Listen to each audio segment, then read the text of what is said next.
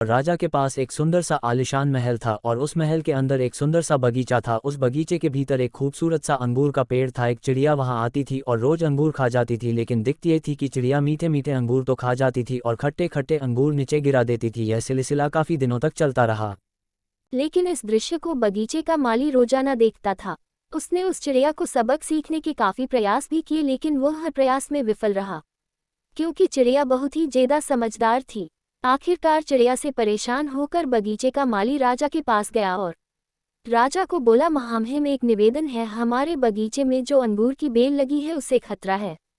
राजा ने कहा, ठीक है, इस काम को मैं स्वयं करूंगा।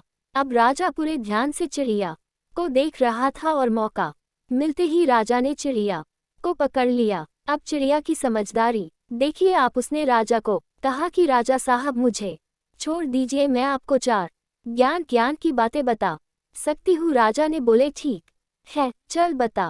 पहली यह कि हाथ आए शत्रु को कभी नहीं छोड़ना चाहिए। दूसरी, अनजान बात पर कभी विश्वास नहीं करना चाहिए। तीसरी, जो हो गया उस पर पश्चाताप नहीं करना चाहिए। और चौथी, बताने से पहले राजा को बोली कि राजा साहब मेरा दम घुट रहा है, आप मुझे ढीला छोड़े, मैं आपको बताती हूँ। और चिड़िया उड़ गई और बोली, मेरे पेट में 2 हीरे हैं। राजा को पश्चाताप होने लगा। राजा गुस्से से हो गया। ने राजा को बोला कि मैंने आपको कहा था कि हाथ आए शत्रु को कभी नहीं छोड़ना चाहिए, फिर भी आपने छोड़ दिया। मैंने आपको कहा था कि अनजान बातों पर विश्वास नहीं करना चाहिए, लेकिन आपने किया कि मेरे पेट में 2 हीरे हैं, जो कि संभव ही नहीं है, और जो हुआ उस पर ज्यादा नहीं सोचना चाहिए, लेकिन आप फिर भी सोच रहे हो।